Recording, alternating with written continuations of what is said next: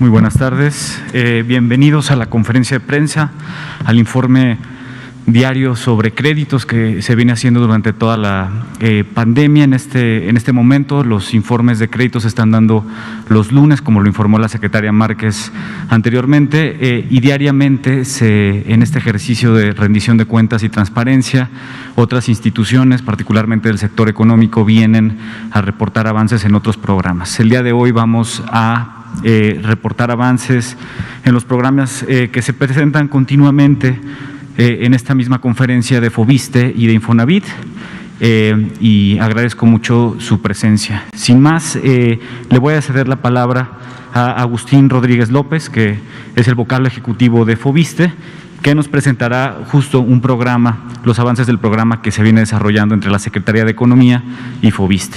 Muchas gracias, Agustín. Gracias. Muy buenas tardes. Bueno, el avance de colocación por parte del fondo hasta el 7 de octubre del 2020 da un total de 38,214 créditos formalizados a nivel nacional, lo que significa ya un 82% de nuestras metas anuales. Tiene una derrama económica de cerca de 28,000 millones de pesos y se han generado cerca de 468,000 empleos directos e indirectos. Si hacemos una comparación entre el 2019 y el 2020, ya rebasamos la meta, rebasamos al 2019 en un 4.6% en número de créditos y en 6.5% en monto de crédito otorgado. ¿Qué significa esto? Que prácticamente ya terminamos el año en cuanto a todo lo que son nuestros créditos del puntaje, y bueno, estamos ya a punto del cierre. Recordar y hacemos la invitación a todos los trabajadores del Estado a que se inscriban y participen en el puntaje 2021, que va a ser en noviembre, por ahí del 19 de noviembre, creo que en las instalaciones va a ser en Chapultepec. Y pues invitamos a todos a que participen, y ya vamos a empezar a partir de este mes a dar los créditos 2021 a partir de noviembre. La que sigue, por favor. La semana pasada dimos cuenta de lo que significa para nosotros ahorita el apoyo, lo que estamos haciendo para reactivar la economía, ¿no? Foviste Emprendedor, su objetivo principal, por supuesto, es el detonar la economía, de acuerdo a las circunstancias que nos apremian, pero lo más importante es una gran oportunidad para aquellas pequeñas y medianas empresas que tienen capital de trabajo, que pueden hacer inversiones chicas, medianas, a que compren predios intraurbanos, a que desarrollen vivienda dentro de la mancha urbana de acuerdo a las normas que nos rigen, para que así puedan tener un ingreso y puedan generar empleos. Recordar que las pymes de la construcción, nada más en una sola de las organizaciones son más de 80,000, más todo lo que se encuentra en el sector. Entonces, con esto lo que buscamos es una reactivación económica importante del sector, generación de empleos, y que esta derrama económica se vaya dando en todo el país. O sea, no es nada más en la zona urbana, se va a dar también en la zona rural, en la zona indígena. Y sobre todo, bueno, pues ahorita lo que estamos haciendo es crear una base de datos confiable en cuanto a todos los que son las inscripciones de estas pequeñas y medianas empresas. La que sigue, por favor. Bueno, ¿cuáles son los pasos a seguir para el registro? Primero, pues ingresar a la página del fondo. Segundo, en acciones y programas, escoger Foviste Emprendedor y llenar ese cuestionario. Nosotros verificamos la información de la empresa y si todo está en orden, entra a nuestro padrón de constructores que van a ser capacitados constantemente y año con año. El que haga las cosas bien se queda a trabajar con nosotros, el que haga las cosas mal será dado de baja. Así es como vamos a apoyar a todo este sector. Recordar que los fondos del Foviste el Foviste está fortalecido financieramente. Entonces tenemos hasta 36,000 millones de pesos en compra o construcción de vivienda. Entonces eso es una gran oportunidad para todas estas pequeñas y medianas empresas que directo puedan generar este trabajo para ellos mismos y para toda la gente. Y recordar también que estos créditos van directo al trabajador. El trabajador decide si trabaja con una empresa, con un ingeniero, con un arquitecto, o simplemente si tiene conocimientos previos puede contratar a un albañil, un maestro albañil y listo. Entonces él decide, el que toma el control de sus recursos es el trabajador.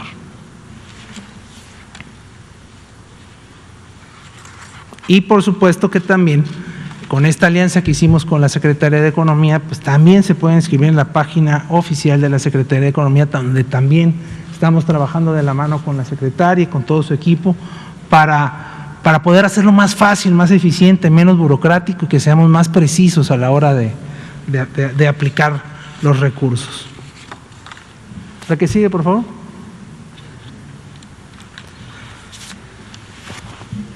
La Secretaría de Economía tiene una plataforma digital para las micro y pequeñas y medianas empresas. Ahí van a encontrar toda la orientación y apoyo y herramientas de gran utilidad para estas pequeñas y medianas empresas. Bienvenido, Carlos, buenas tardes.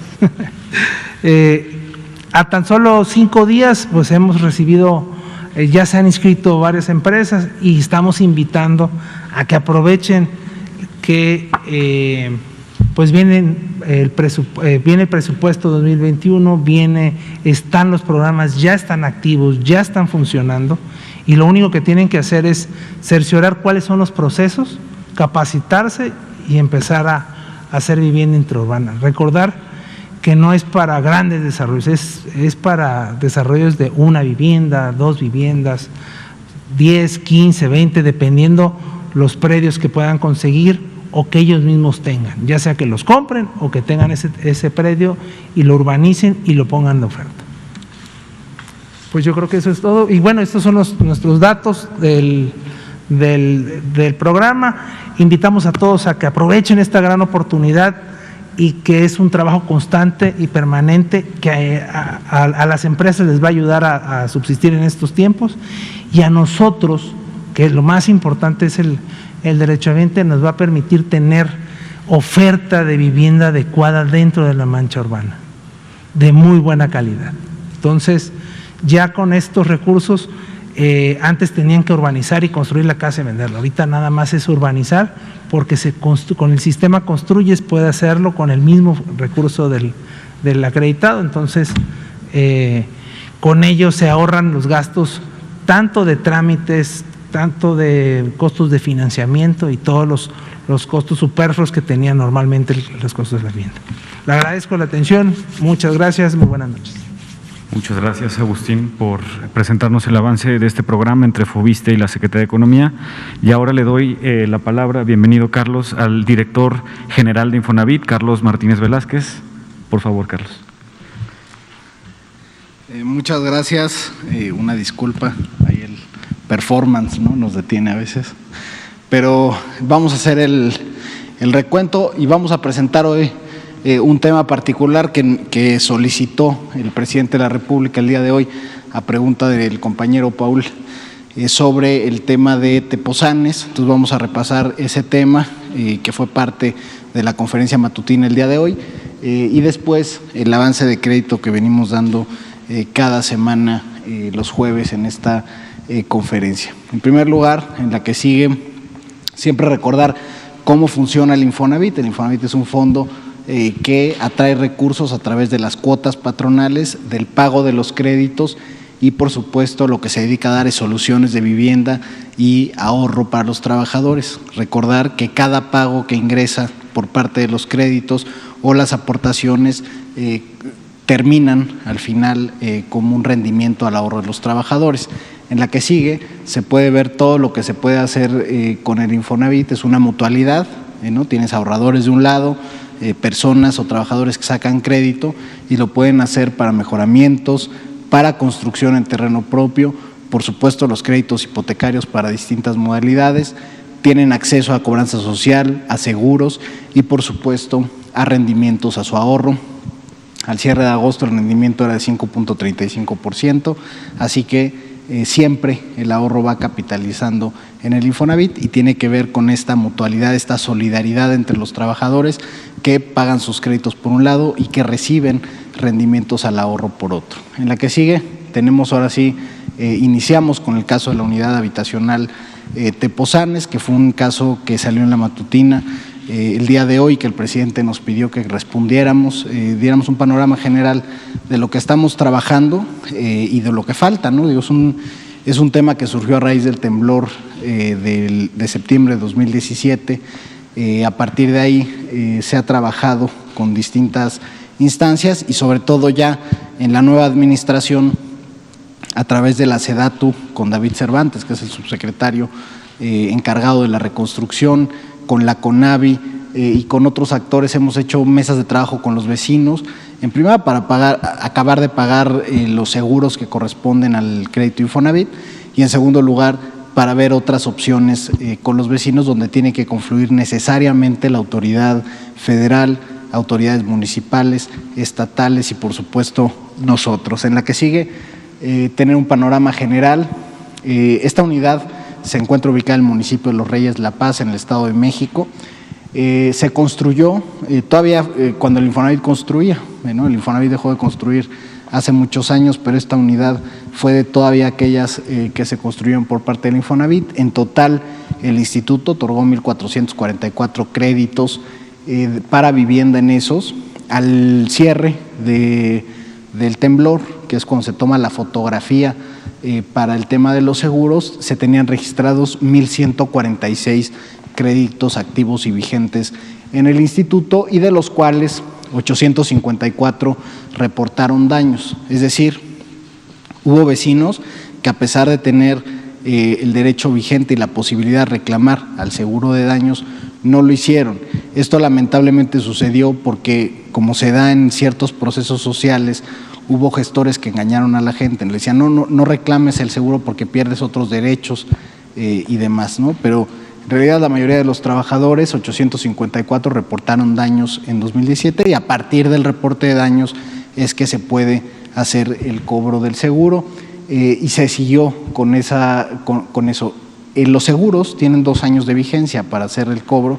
Nosotros estuvimos instando a los trabajadores desde que llegamos en diciembre de 2018, incluso lanzamos un comunicado antes de que se cumplieran los 2 años para promocionar que los trabajadores llegaran a reportar sus daños y hacer los avalúos, pero 854 fueron los que en total reportaron daños.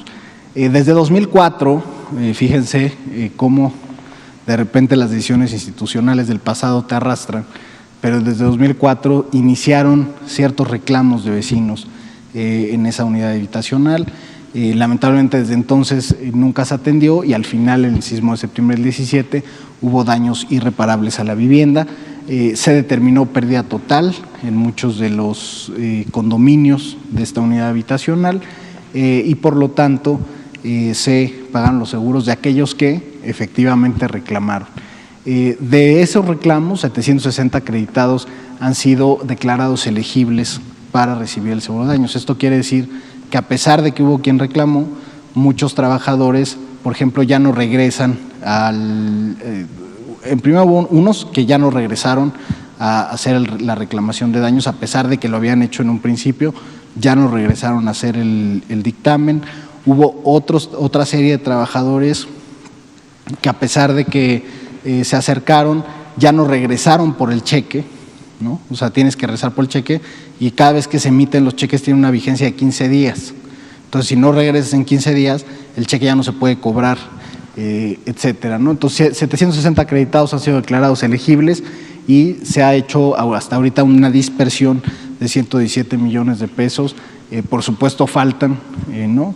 También se han repartido 5 millones de pesos que fueron otorgados con apoyos para enseres domésticos, es decir, estos seguros de daños, además del seguro que cubre el saldo insoluto del crédito vigente, y por eso es importante esto. Por ejemplo, del Universo hubo trabajadores que ya habían liquidado sus créditos, pues ellos no tienen acceso al seguro precisamente porque ya estaban liquidados. Estos seguros se dan sobre los créditos vigentes y sobre el saldo insoluto del crédito. Entonces, también tienen asociados enseres domésticos, y a todos los trabajadores que han hecho este proceso se ha restituido el derecho de sacar otro crédito con el instituto. En la que sigue, tenemos, cuando llegamos nosotros y a través de la Coordinación Nacional de Reconstrucción, dirigida, como ya lo dije, por el subsecretario Cervantes, se crearon 2 meses de trabajo, una técnica y una estratégica, donde con las distintas dependencias del gobierno federal, particularmente CONAVI y SEDATU, que eran las encargadas de atender el tema de reconstrucción, se hizo, primero, generar acuerdos técnicos, priorizar acciones y demás con los vecinos, trabajar con la gente y con distintos grupos, porque también había distintos grupos de vecinos que estaban involucrados, pues con distintos, incluso líderes comunitarios y demás, y se trató de llegar a acuerdos con cada uno de ellos. El resultado de las mesas antes descritas servirá para generar el frente común y posteriormente buscar la coordinación de los gobiernos municipales y estatales para ser los partícipes y corresponsables de la solución. Esto es relevante porque hay grupos de vecinos que han planteado, por ejemplo, que haya una reubicación. Eso no le corresponde al instituto, le corresponde, ahí está la Ley General de Protección Civil, le corresponde al gobierno estatal o municipal. Entonces se requiere de mucha coordinación con ambos gobiernos y buscar una solución conjunta. Nosotros como gobierno federal y sobre todo con CONAVI y con SEDATU hemos llegado ya a estos acuerdos técnicos. Seguimos, por supuesto, recibiendo a los grupos de vecinos y atendiendo los pagos para agotar la instancia de los seguros. De ahí vamos a firmar un convenio interinstitucional de colaboración con una solución integral donde se acuerde como resultado de los puntos anteriores. Ahí tendremos que invitar, por supuesto, al gobierno estatal y municipal con estas determinaciones técnicas y estratégicas que hemos hecho entre las instituciones del gobierno. En la que sigue, tenemos, ahí están, hemos establecido por instrucción del presidente con las distintas mesas de trabajo. Ha participado, como ya les dije, SEDATU, la Secretaría del Bienestar, SENAPRED, Protección Civil Federal y CONAVI, y todo esto es para atender precisamente las problemáticas específicas de las familias. Se está haciendo el censo por parte de SEDATU. Esto es importante precisamente y nos sirve a nosotros porque hay familias que estaban ocupando las viviendas que no eran los titulares de los créditos y por lo tanto eso podría generar una problemática social posterior, y por eso la SEDATU está encargada del tema de los censos, y a partir de la elaboración de este censo el Infonavit ha participado activamente para la atención de las familias. Es un proceso que sigue, como ha seguido todo el proceso de reconstrucción. Se ha avanzado mucho en la atención de las familias que no se habían atendido en la administración anterior y afortunadamente hemos logrado destrabar algunas cosas.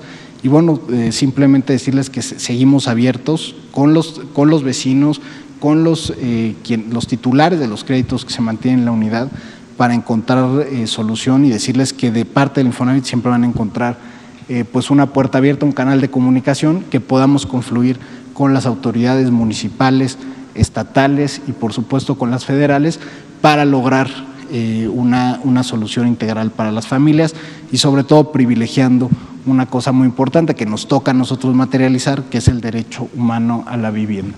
La que sigue, tenemos ahora sí el avance de colocación del crédito. En la que sigue tenemos cómo va. Cerramos septiembre con la mejor colocación del año, 44,000 créditos, 18,000 millones de pesos inyectados a la economía, y con septiembre sumamos 323,000 créditos, 145,000 millones de pesos, y recordarle a la gente que a través de mi cuenta Infonavit puede solicitar sus créditos, precalificarse e iniciar los trámites necesarios para la solicitud de su crédito. En la que sigue,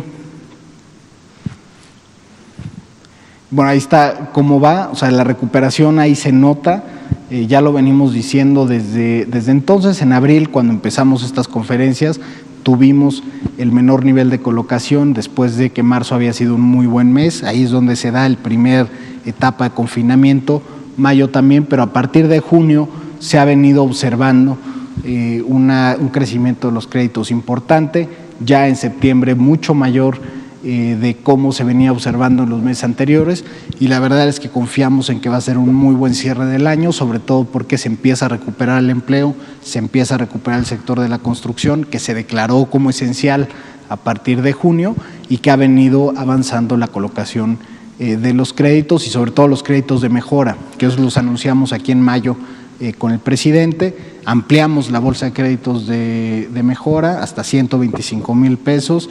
Y sobre todo eliminamos las restricciones de acceso, pasaron de 8 meses a 4 meses para el acceso de relación laboral, y esto ha permitido que se coloquen también más créditos de mejora. En la que sigue, tenemos ahí el de la semana, 11,000 créditos en la semana, han sido ya semanas muy buenas.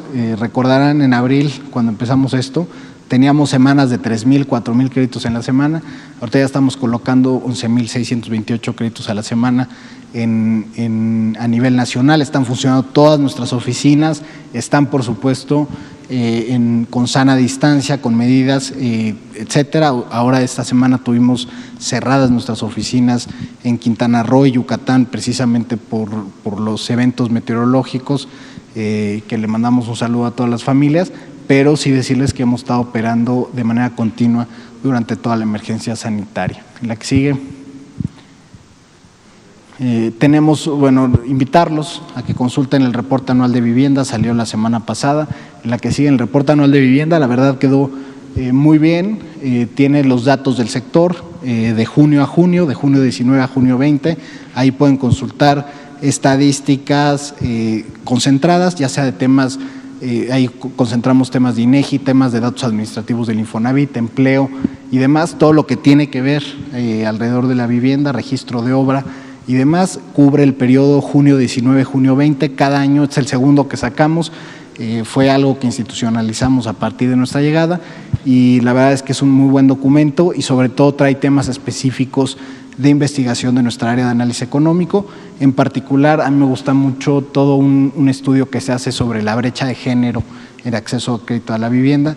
Ahí se ve cómo muchas veces las mujeres retrasan su decisión de crédito, muchas veces por factores como la maternidad o factores laborales. También sabemos que hay una disparidad, una brecha de salario entre hombres y mujeres, y eso incide en que tengan menor ahorro que los hombres, etcétera. Es todo un estudio de género y acceso al crédito a la vivienda. En la que sigue, ahí está, por supuesto, lo que decía de género, y ahí está, ¿no? Proporcionalmente cómo las mujeres sacan sus créditos mayoritariamente entre los 30 y los 40 años contra los hombres, que es en la proporción de 18 a 29 años, y esto tiene que ver con estos factores estructurales del mercado laboral, y se replican estas brechas de género también en el acceso al crédito a la vivienda. En la que sigue, tenemos también otros datos que muestran las distintas preferencias entre hombres y mujeres para la compra de vivienda. Las mujeres tienden a preferir viviendas de mucho mayor tamaño y con elementos de seguridad como casetas de seguridad, y ahí se va viendo también que con esta perspectiva de género se puede construir distinto y se puede pensar distinto la forma de vida de las familias, y sobre todo de aquellas que están lideradas por jefas de familia. En la que sigue, lo que ya les venía diciendo, hay desigualdades en el mercado laboral que se reflejan en el acceso de crédito a la vivienda. Ahí pueden encontrar los datos, pero particularmente aquí tiene que ver con el ahorro acumulado y la brecha salarial que hay entre hombres y mujeres. En la que sigue, simplemente recordarles nuestros datos: mi cuenta.infonavit.org.mx, 800-008-3900, el Infonatel para asesoría, y nuestros centros de atención Infonavit de 8:30 de la mañana a 13 horas en todo el país, las 89 oficinas de servicio. Muchas gracias. Muchas gracias, Carlos, por tu reporte sobre créditos y por responder las preguntas que se generan en la mañanera. Creo que sería interesante incorporar estos datos de vivienda a la plataforma de Data México, que fue presentada justo en esta conferencia hace unos meses.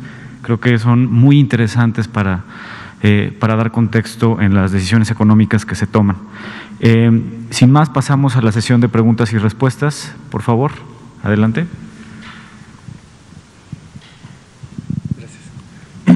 Sí, buenas tardes. Juan Carlos Machorro, de AM de Querétaro.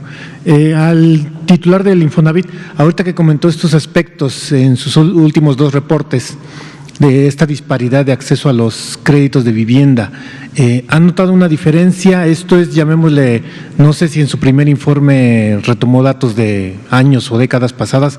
Esto es histórico de que pues se tenga esta brecha de género, como en otros muchos ámbitos lamentablemente se padece en este país. Y si me permite el vocal del Foviste, ahorita que comentó esta cuestión de ir reviviendo la venta de departamentos o casa intraurbanos, ¿qué perspectivas tienen al 2021? Sabiendo que pues vamos a estar en un año donde todo el mundo va a tener pues poco acceso a dineros y pues mucha gente no va a querer buscar créditos. Gracias. Bueno, en lo que corresponde al fondo, pues mira, recordar que nuestro ejercicio es con los trabajadores que le trabajan al gobierno federal. Entonces, los créditos están porque es producto de su trabajo, es producto de la antigüedad y de los puntos que tienen. Entonces, realmente los recursos están ahí disponibles, son cerca de entre 56,000 y 58,000 créditos al año.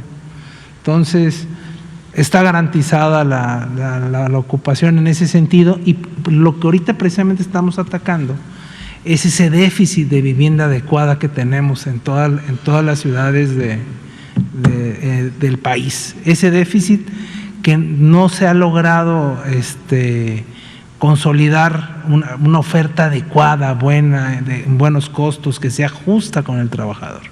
Entonces, con esta iniciativa lo que hacemos sí es generar empleo, sí es dinamizar, pero sobre todo, y lo más importante, generar una vivienda económica, accesible, que cuente con todo el equipamiento, que tenga acceso a cultura, recreación, escuelas, hospitales, y que sea congruente lo que el trabajador paga con lo que el trabajador recibe, que ahí ha estado la falla de los últimos años de la política neoliberal. Fueron 20 años donde realmente se decayó esta oferta y se dejó al libre ejercicio de las empresas. Claro que entre menos hacían, más ganaban. Entonces, esto ya cambió, esto ya es diferente, y precisamente por ello es que estamos haciendo este tipo de programas. Bueno, sobre el tema de la brecha de género, estudiamos efectivamente 2 años, 18 y 19. Sin embargo, esto es histórico, digamos, simplemente la brecha salarial es algo que se ha estudiado desde hace muchos años en México, y tiene que ver con los montos de crédito a la vivienda. Recordar que el Infonavit determina los montos de crédito con base en el salario registrado ante el Seguro Social.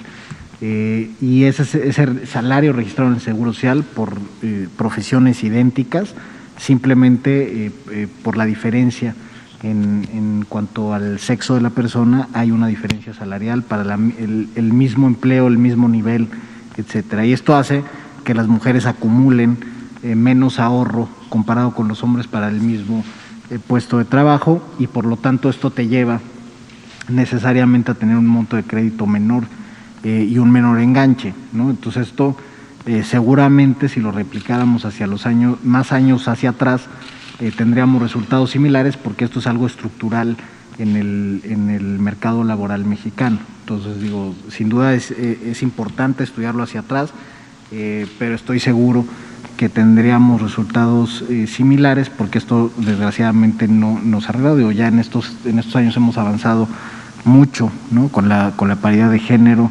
incorporando a las mujeres en posiciones directivas en las empresas, etcétera, etcétera, y se ha tomado conciencia, ¿no? de estas brechas. Y la otra parte es lo de la edad, que eso también te refleja prácticas laborales que han sido denunciadas ampliamente por grupos de mujeres, donde cuando se está embarazada corren las mujeres en algunas empresas. O sea, son malas prácticas laborales que hacen que retrasen su decisión de tomar un crédito, precisamente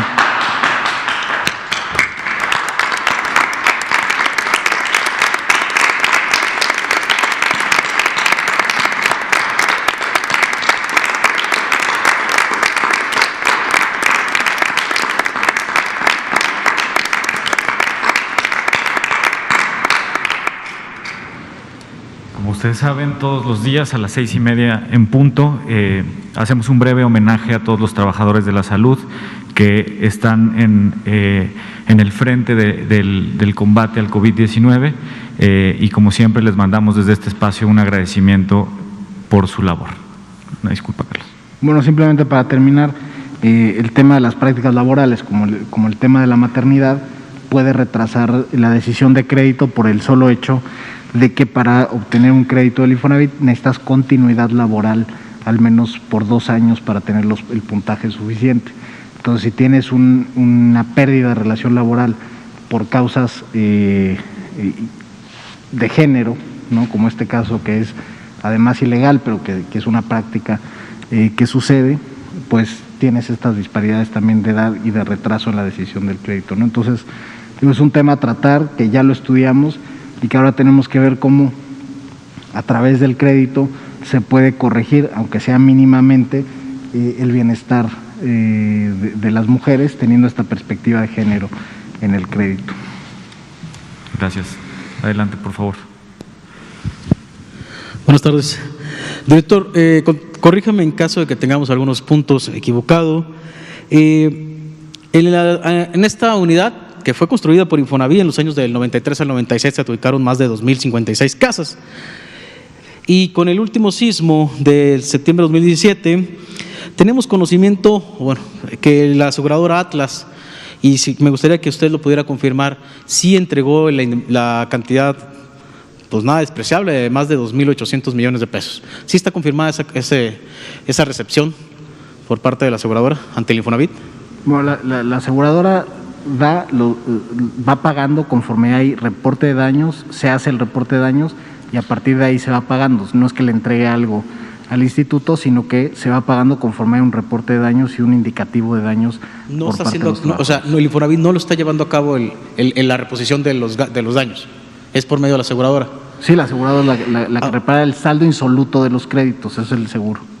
Al liquidar el saldo insoluto, al final de cuentas, el Infonavit sí es responsable, porque fue él quien construyó en una unidad de forma ilegal, que no tiene los estudios de construcción realmente válidos, y me preocupa el tema de que dicen pues que no responderán en el caso de los créditos ya liquidados al momento del sismo, porque al final de cuentas el trabajador fue engañado por el instituto, independientemente de que esté liquidado o no.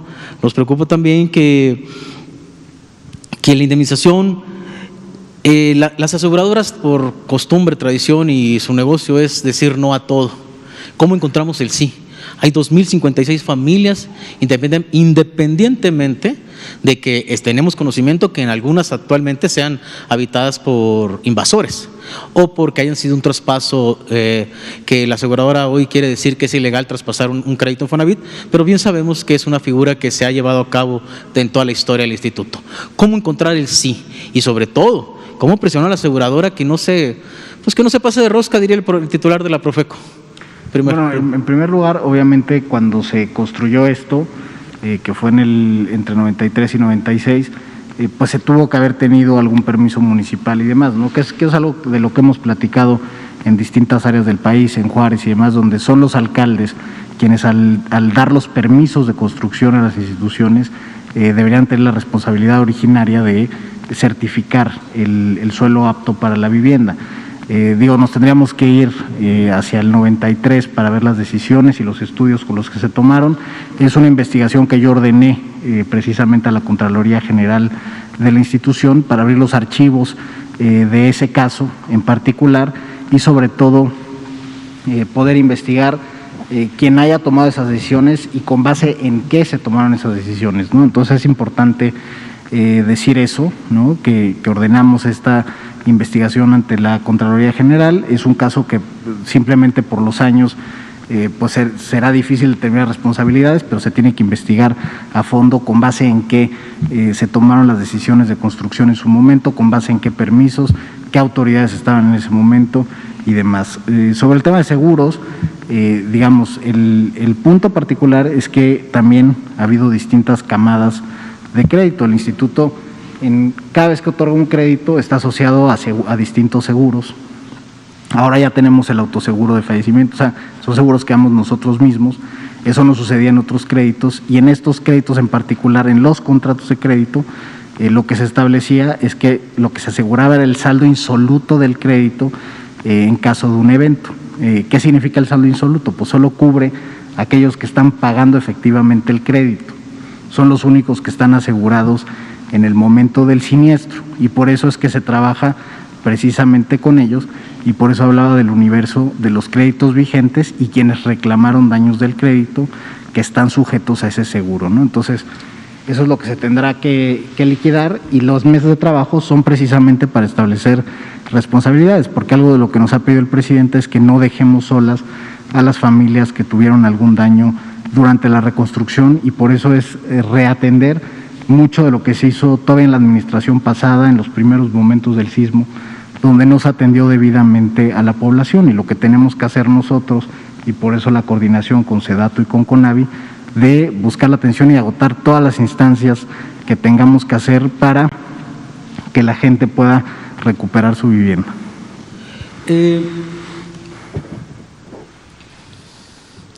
Independientemente de quién en el 93 sea el responsable que emitió los permisos, ya sea municipales, estatales, si es que fueron debidos, entregados, el Infonavit sigue siendo la figura responsable moral. ¿Qué va a hacer el Infonavit ante esta situación? Los vecinos se quejan, a diferencia de lo que usted acaba de mencionar, que no hay un acompañamiento, un seguimiento y un respaldo del instituto hacia los vecinos en la aseguradora para poder, o sea, dicen que los están dejando olvidados. Y es preocupante que nos quedemos con un seguro que nada más liquida la deuda. Hoy por hoy, si aunque se quede liquidada la deuda, se encuentra, no sé si haya ido usted alguna vez, si no lo invitamos con mucho gusto el lunes después de la reunión que tenemos ahí en Infonavit a las 11 de la mañana con ustedes, es abrir la puerta y estar con un socavón de 5 metros de profundidad y generar un puente de unas tablas, nomás con el riesgo de que caiga el hijo, el abuelito, o un débil visual, o hasta las mascotas. ¿Cuál es lo que va a hacer el Infonavit para no dejarlos? Porque este es un penar de años, pero los vecinos sobre todo dicen, no sienten el respaldo del instituto, que es el responsable moral de una construcción ilegal. Bueno, en primer lugar decirles, y qué bueno que estás tú y qué bueno que tenemos la reunión del lunes, pero para eso están justamente las mesas de diálogo. Yo creo que en la medida en que las podamos agotar, nunca los vamos a dejar fuera, nunca los vamos a dejar atrás, vamos a estar con ellos en todo momento hasta que se resuelva la situación, y sobre todo sí invitar a las autoridades que son responsables, por ejemplo en el tema de protección civil, lo que hablas, porque estuve viendo los planos y demás del terreno, pues todo eso corresponde al tema de protección civil, que corresponde necesariamente al tema municipal y estatal, y nosotros vamos a acompañar a los vecinos, eso no te quede duda, y vamos a estar con ellos hasta el fin para que se resuelva la situación, pues con las responsabilidades que corresponda, pero sobre todo no dejarlos solos y ligarlos con todas las autoridades que tengamos que hacer, acompañarlos a tocar las puertas que tengamos que tocar, pero esto se tiene que resolver y agotar en estas mesas de diálogo. Y ya por último, el expediente es impresionante, son de miles de páginas, el expediente general, el expediente de cada uno de los vecinos de las 2,000 familias. Ahorita traemos solamente algunos por ejemplificar, las firmas autorizándonos a nosotros, pero hay una preocupación más. Independientemente de dónde sean canalizados, indemnizados los vecinos, el terreno hoy tiene un valor, una plusvalía impresionante a lo que fue hace más de 2 décadas. ¿Qué va a pasar con ese terreno? Lo adquiere Infonavit, tiene pensado adquirirlo, venderlo a un valor razonable.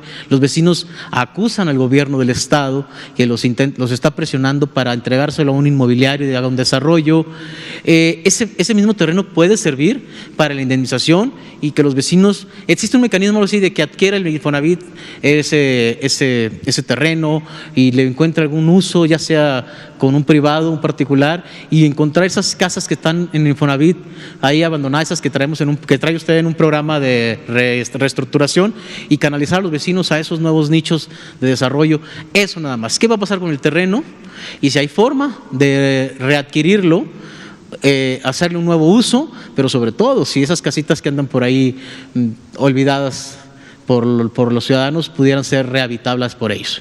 Bueno, ese tema es interesante y por supuesto que tomamos la propuesta para analizarla, porque precisamente, por ejemplo, simplemente por la Ley General de Protección Civil, al tener el suelo daños estructurales o daños que puedan poner en riesgo a la población, básicamente no se puede comercializar, no se puede hacer nada con ese suelo, y menos en materia habitacional. Sería de hecho otra vez ilegal hacerlo, y por lo tanto pues se tendría que revisar si ese suelo sirve para algo, ¿no? Y eso se tiene que trabajar precisamente a través de las autoridades municipales que determinan los usos de suelo, ya sea habitacionales, comerciales, industriales o lo que se determine, y eso es lo que te da realmente el valor del suelo. Ahora, el suelo pues es de las familias o es parte del indiviso, de las familias, de los departamentos que se vendieron en su momento, no es del instituto, pero definitivamente pues es una de las opciones que hemos estado valorando internamente y que seguiremos valorando para llegar, como te digo, a que las familias se sientan satisfechas en su atención, y pues trabajar con ustedes, ¿no? En las mesas cuantas sean necesarias para llegar a la solución óptima para todos. Gracias. Adelante, por favor. Sí, buenas tardes, Demián Duarte de Sonora Power, se llama el canal de YouTube, ese es nuevo en el tándem, Pasión por los Negocios, Política y Rock and Roll Radio de Sonora. Una pregunta muy específica, muy directa. Recibo muchas inquietudes de parte de lectores y del público, muy directa para el vocal ejecutivo del Fovistezón, Agustín Rodríguez. Me contacta una dama de Hermosillo, porque yo soy de Sonora, y en particular me plantea la siguiente inquietud. Me dice que ella ha estado buscando obtener un segundo crédito en el esquema que ustedes ofrecen, y que en Sonora en particular la delegación les ha dicho de todas las maneras posibles que no, y que incluso, bueno, hay brokeraje y las financieras le piden que dé 50,000 pesos a cambio de que le autoricen el crédito. Entonces, la pregunta que ella me pide que plantee es que, bueno, en años anteriores se decía que en Foviste había corrupción en estos créditos, con las constructoras en particular. Obviamente no se refiere a del 2018, de diciembre de 2018 para acá, sino en años anteriores específicamente. Entonces me pide de favor que haga la consulta directamente de si hay créditos de este tipo en Sonora o en todo el país, y si se los están otorgando. Y otra pregunta muy específica para el director del Infonavit, nada más que pues primero espero la respuesta. Gracias. Pues sí, sí hay segundos créditos. El problema del segundo crédito es que cuando se tomó esa decisión de dar esos segundos créditos, pues ya la gente en su parte laboral pues prácticamente está de salida. Entonces, únicamente alcanzan a pagar un 20% de la vivienda, un 30%, y todo eso va en detrimento del fondo. Recordar que es un fondo que se va haciendo con el recurso del salario de los trabajadores, y que de alguna manera es su recurso, ¿no? Entonces sí se les están dando, pero aquí la cuestión es sin que afecte al fondo, porque no tienen que pagar otros por su vivienda, que sea justo. Y precisamente ya hoy pueden pedir su segundo crédito con Foviste para Todos. Le invito a que se acerque al banco que actualmente está autorizado, y con nosotros también. Lógicamente es un número muy restringido, pero vamos a hacer un esfuerzo, porque sí nos han establecido, para ver si podemos aumentar un poco más el margen que nos permite poder dar estos segundos créditos. Y recordar que por favor reporten a esas SOFOMES, a esas constructoras, que eso es lo que estamos haciendo. Por cada reporte hacemos una investigación, y ya hemos sancionado a 170 notarios, sancionamos a 18 SOFOMES, evaluadores, también un mundo enorme de evaluadores que están siendo, ahora sí que analizados sus circunstancias, y ver quién sí se queda a trabajar con nosotros y quién no. Y las nuevas reglas indican que también va a haber una capacitación constante de todos. El que cumpla con esa capacitación seguirá trabajando con nosotros. El que no, pues muchas gracias. Para Carlos Velázquez, muy en específico, en Sonora, estoy seguro que en todo el país se da esta situación. Se sabe que el presidente dio la orden de que no se estén embargando casas, que no se entreguen estos casos a lo que son estas empresas de cobranza. Sin embargo, hay muchas personas que por desgracia están en una especie de limbo jurídico, porque son personas que no tienen un trabajo formal, están integrados a la economía informal, sin embargo tuvieron o tienen un crédito de Infonavit que dejaron de pagar. Yo tengo un par de casos casos muy específicos sobre los que no tiene sentido abundar. Sin embargo, estas personas pues viven en una especie de incertidumbre persistente respecto a si les van a embargar, si no les van a embargar, pero sobre todo son personas del estrato humilde, por supuesto. Sin embargo, tienen la inquietud de que quieren encontrar el canal para, digamos, pagar sus viviendas y al final de cuentas obtener un título de propiedad. Si ya se ha explorado la manera de encontrarles una solución a ellos. Gracias. Esto que planteas es de lo que nos pidió en primer lugar el presidente, que fue dedicarnos a aliviar las deudas de las familias, decirles a las familias que confíen en nosotros. Digo, yo sé que durante años el Infonavit tuvo una imagen donde le tenían miedo, ¿no? Porque no, ahí vienen los del Infonavit y hasta cerraban con candado. La realidad es que lo que hemos hecho es instrumentar distintos programas. Digo, hemos presentado aquí casos de responsabilidad compartida, que es uno de los programas donde pueden cambiar sus créditos de salarios mínimos a pesos, se les hace un descuento en promedio al saldo de 250,000 pesos, se les deja en una mensualidad fija, etcétera.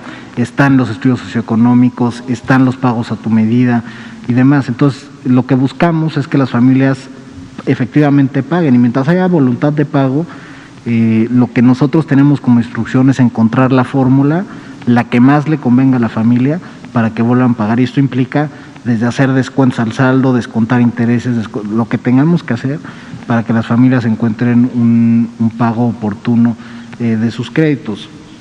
Y eso es lo que hemos estado haciendo en todo el país. Digo, todavía hay créditos que se quedaron demandados de la administración anterior, pero ya en esta administración lo que buscamos privilegiar es siempre que haya lo que denominamos cobranza social, es decir, que las familias encuentren siempre la flexibilidad para recibir una reestructura de sus créditos y que puedan pagar. Entonces, ojalá nos puedas pasar los datos específicos del número de crédito y nosotros contactarlos para ofrecerles las reestructuras que se requieran, las que se adapten a las necesidades de la familia y sobre todo las que tomen en cuenta el ingreso familiar para que puedan seguir pagando, porque lo que nos interesa como el Infonavit es hacer un país de propietarios, o sea, que la gente tenga una escritura liberada y no un país de deudores. Completar la información. Con Foviste para Todos no hay límites de segundos créditos, pueden ser 1,000, 2,000, 3,000 créditos, o sea, realmente esa es la válvula con la que podemos sacar los segundos créditos, ya está funcionando, y de igual forma hazme llegar los datos de la persona para que se contacten con ella y le inviten y la lleven de la mano en todo el proceso de solicitud de crédito. Nosotros evidentemente no los tenemos a la mano, pero sería muy sensato si me dan un medio de contacto, ¿no? Bueno, repitiendo, los datos de esta persona en específico que pone la denuncia sí los tengo aquí a la mano. Los de los créditos pues son números un poco complejos, ¿no? Los expedientes. Sería muy adecuado que me proporcionaran algún medio de contacto para poderle dar seguimiento, y con gusto, ¿no? Se trata de ayudar a la gente, pues, ¿no? Exactamente. Digo, aquí está Gustavo, que es el director de comunicación, y con él puedes tener el contacto para mandarle los números. Sí, por favor. Buenas tardes, Samir Ibrahim del Quintana Roo y Nación 14. Desde Nación 14 también hemos estado documentando el tema de Tepoztlanes. Platicando con la gente dice que cuando llega el Infonavit o cuando llega el seguro les dice que ya le pagó al Infonavit la cantidad de 2,800 millones de pesos de liquidación de todo ese tema. Y pues bueno, haciendo un cálculo ahorita de las cifras que usted puso, pues les están indemnizando con 153,000 pesos a cada uno, y muchos de estos vecinos solamente en el tiempo que llevan pagando ya han pagado más de 500,000 pesos. Entonces, la indemnización, digamos, que están haciendo no concuerda con lo que ni ellos pagaron ni con los dichos que ellos tienen acerca de esta supuesta indemnización que ya hizo el Seguro Atlas al Infonavit, que en caso de que sea real, pues hubiese indemnizado cada casa en 1.3 millones de pesos. Entonces, preguntarle si está usted 100% seguro que la información de que Atlas le pagó a Infonavit ya este tema de esta unidad es completamente falso, para que los vecinos sepan que tal vez la aseguradora está mintiendo, y si sabe usted ese dato en específico. Bueno, en primer lugar, pues por supuesto que se tendrá que revisar la aseguradora y pues no puede decir eso. Los seguros son sobre el saldo insoluto del crédito y se pagan a la persona y hacen el trámite a través del Infonavit, pero se le paga directamente a la persona que reclama el daño, se hace el avalúo del daño y contra eso se va al saldo insoluto del crédito. Y por eso, como te digo, cada una de las camadas de crédito, sobre todo estas que se dieron a partir del 93, pues tienen contratados seguros distintos, ¿no? Son los contratos de crédito, y en el contrato de crédito específico de la unidad, ahí lo que se decía es que en caso de un siniestro, lo que se cubre con el seguro es el saldo insoluto. Entonces hay familias a las que les tocó más o menos, dependiendo cuál sea el saldo insoluto que tenían. No es un pago estándar, sino es un pago diferenciado por ya sea los años que llevan pagando y cuál era específicamente el saldo insoluto del crédito, y por eso estamos haciendo las mesas de trabajo, digo, para resolver cualquier duda, y sobre todo con la mayor transparencia del mundo, que es además lo que nos guía como servidores públicos.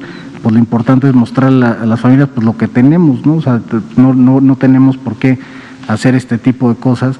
Lo que buscamos es la reparación de la familia, lo que corresponde de acuerdo con el contrato de crédito, y además buscar a través de la vinculación con las instituciones cualquier solución para que las familias tengan precisamente la vivienda, ¿no? Entonces, yo lo que te puedo decir es que nosotros no recibimos nada de eso. O sea, el seguro paga a las familias que reclaman el daño, y es un pago directo a la familia sobre el saldo insoluto del crédito. Otra pregunta, en el caso, ojalá no suceda, ¿va? Pero en el caso de algún otro sismo, hay varias de esas unidades o departamentos que podrían tener se podrían derrumbar, ¿no? Hay familias ahí que viven y tienen adentro todo cuarteado, y que, pues bueno, están muy peligroso vivir ahí, ¿no? Y saber quién sería el responsable en caso de que alguna tragedia suceda en ese lugar, dado que desde el inicio viene viciado porque era un terreno que tenía daños estructurales, y ahí se construye una unidad que se va y se pone con el tiempo, va pues bueno, hundiéndose y después dañándose con el sismo, pero que desde el inicio viene viciado, y que las personas ahí han pagado 20 años su casa, y que ahora no tienen ni siquiera la oportunidad de, pues ni con el daño ese que calculó ahí de 150,000 pesos, de irse a otro lado, y con el riesgo de que si tiembla o algo, pues se le pueda venir abajo la vivienda, y también que pues no es su responsabilidad. Entonces, en caso de que suceda, que ojalá no suceda, pero llegase a pasar una tragedia en ese lugar, ¿quién es el responsable, a su punto de vista, para indemnizar o hacerse responsable de esos daños? Bueno, en primer lugar tendríamos que revisar, y los invito a revisar la Ley General de Protección Civil, pero ahí precisamente las autoridades municipales son las responsables de cuidar que la población no viva en zonas de riesgo. Entonces, si sabemos que es una zona de riesgo, quien tendría que estar coordinando, y por eso es la invitación en estas mesas a las autoridades municipales y estatales a que se hagan cargo de esto a sabiendas, porque ya todos lo sabemos, que es una zona de riesgo, ¿no? Y eso es lo que dicta la Ley General de Protección Civil, y sobre la legislación es la que nos tenemos que basar para encontrar un acuerdo, ¿no? Y por eso es que estamos trabajando entre Federación, Estado y municipio con estas mesas de trabajo, que tendremos una el lunes, y que tendremos todas las que sean necesarias, como ya les dije, en el instituto, en Tepozanes, donde crean convenientes los vecinos, pero lo importante es agotar la información, ser transparentes en todo, y que los vecinos estén tranquilos y encontrar una solución, y presionar, por ejemplo, con el tema de las autoridades municipales o estatales, pues incluso a nosotros ayudarlos, ¿no? A presionar a estas autoridades para que se hagan responsables. Precisamente ese es el tema de la vivienda en México. Ahí está el medio del asunto. En profesionalizar la toma de decisiones dentro de la ciudad.